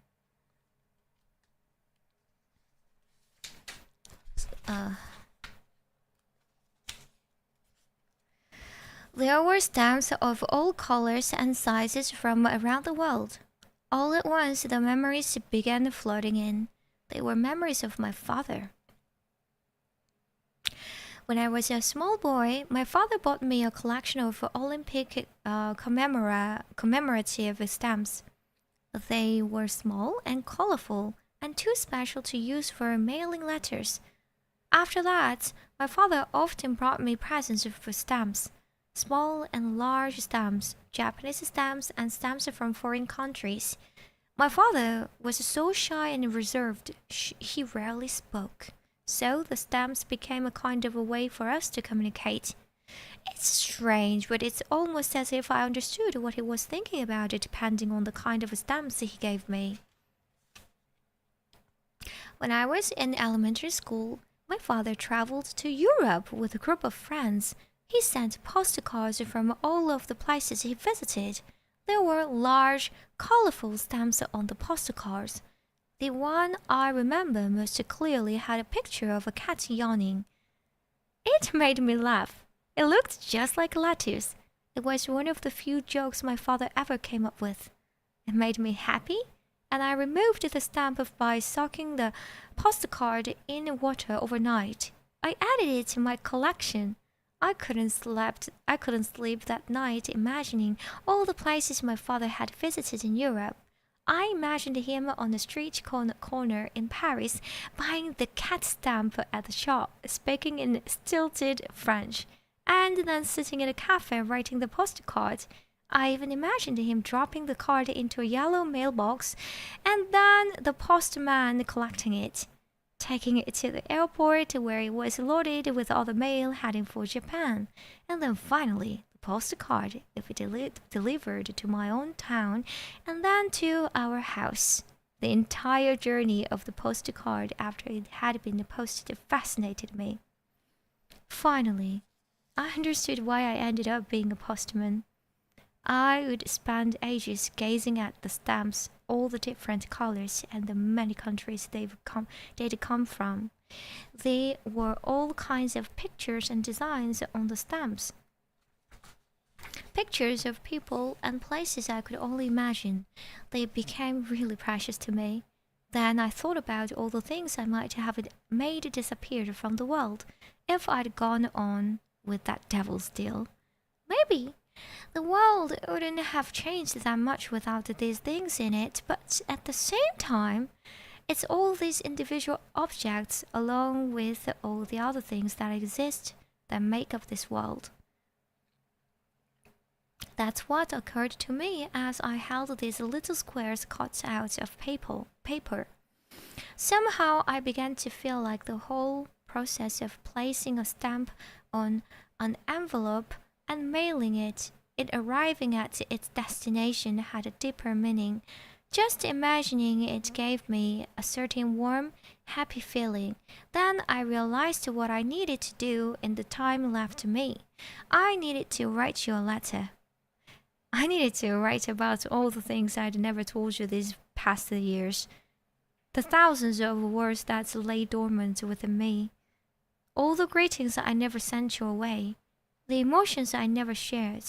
I let all my feelings flow out of me onto the paper and put a stamp on it. I imagine all the stamps scattering and falling like flower petals, decorating my final moment. So many stamps with so many pictures. A festival, a horse, a gymnast, and a dove. a Japanese wood block print, and an ocean. A piano, a car, people dancing, and flowers, a great man remembered by the various nations, an airplane, a ladybug, a desert, and a yawning cat at the moment of my death when I lie down and close my eyes. All of them swirl round and round above me. A phone rings, and on the screen, an old silent movie plays limelight. Then the hands of the clock begin to move, and all the letters fly through the air. Red, blue, yellow, and green, purple, white, and pink. The many-colored envelopes flutter away into the pale blue sky, and quietly, I breathe my last before before the myriad of stamps and the letters expressing endless pain, but also a limited happiness in all my smallness alone. I die with a faint smile on my face. So now I sit down to write a letter. A letter which is also my last will and testament.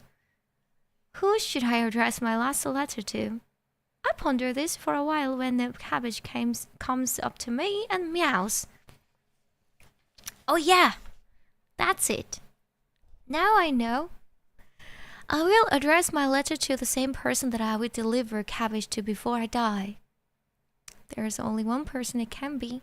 Maybe I've known for a while, known for a long time, but couldn't admit it to myself. On the day Mom found cabbage, when she brought him in out of the rain, I was against the whole thing at first.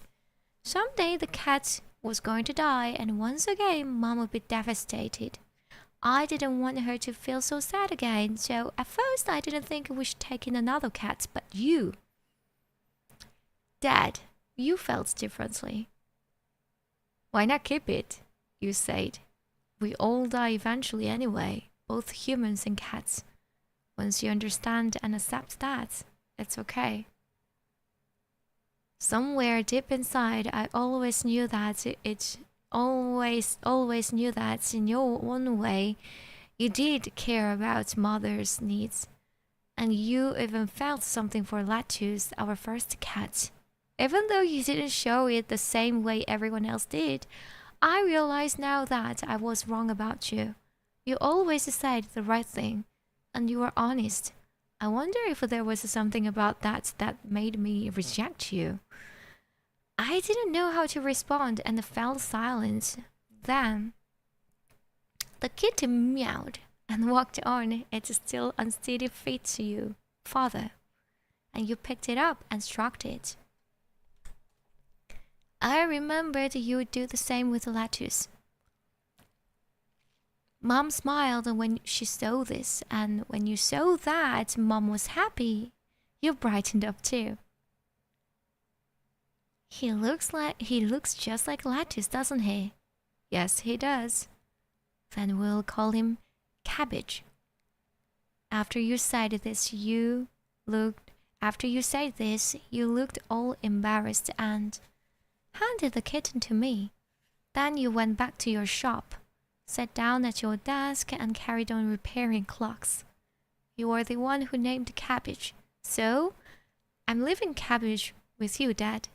So then I began writing this letter, my first and last letter to you, Father. It's gotten pretty long, a long will and testament. It's because there's so much I needed to tell you, starting with the strange events of the past week, and then things about Mom and Cabbage. There are things I've wanted to tell you for so long now about me, for instance. I place a clean white sheet of paper on the desk and I begin to write. At the top of the page I write, Dear Dad, Sunday, goodbye world. Morning came. The letter lay on the desk in front of me.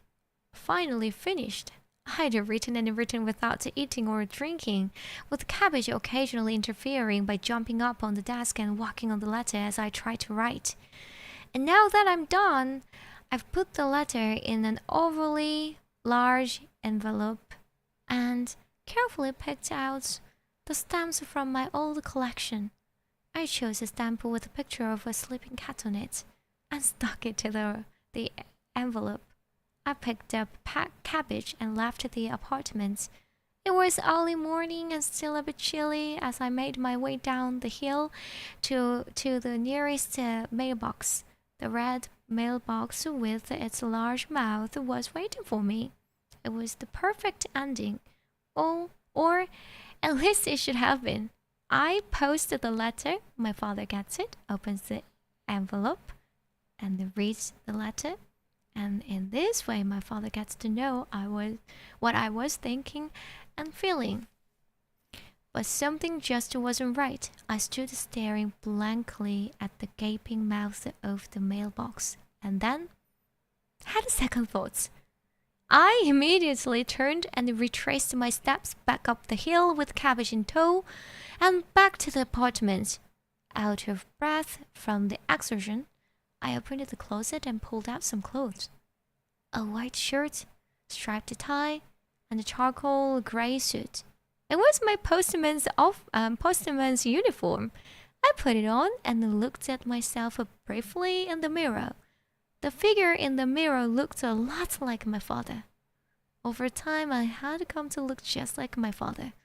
My face, posture, and gestures had all come to look just like the father I'd hated so much for so long. My father, who sat for hours hunched over his desk repairing clocks. The same father who squeezed my hand tight in the movie theater, who bought my stamps, who held Cabbage smiling when he was a kitten, and who ran through the hot spring town with me, looking for a vacancy. The same father who arrived late at Mom's funeral and sat alone in the corner crying and trying to hide his tears. On the day I left home, my father left my treasure box in the middle of my empty room. Now I remember that my father had stretched out his hand to me as I was about to leave.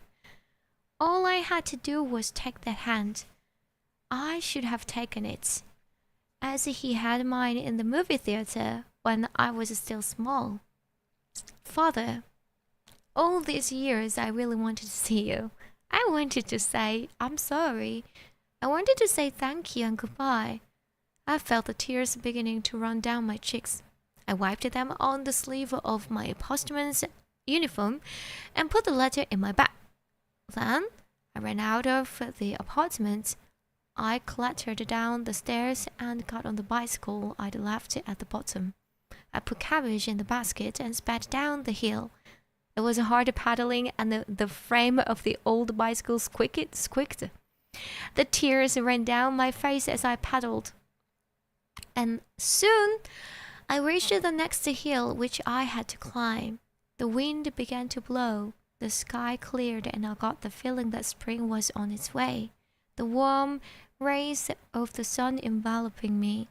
Cabbage was enjoying the wind in his face and let out a meow. Directly below me, I could see the dark blue of the ocean. My father lived on the other side of the bay. I often looked down on that town from the top of the hill. It was so close, yet I'd never gone to visit him. That's where I was headed, to the neighboring town to see my father. I paddled hard and then coasted downhill, gradually speeding up. Faster and faster I went as I got closer to my father's house. The end. The end. So the story ended. I hope everyone enjoyed the story.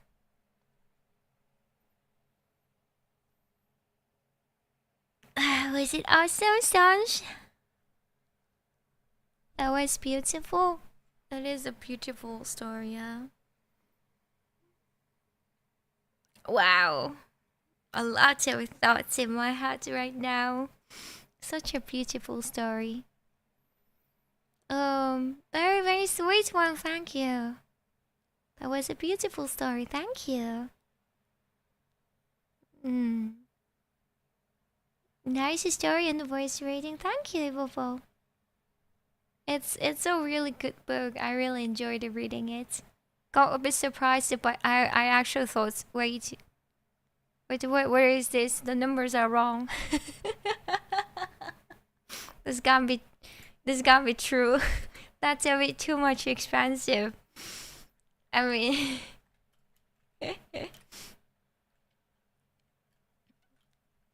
it's a bit too. I mean, you do a business with that people.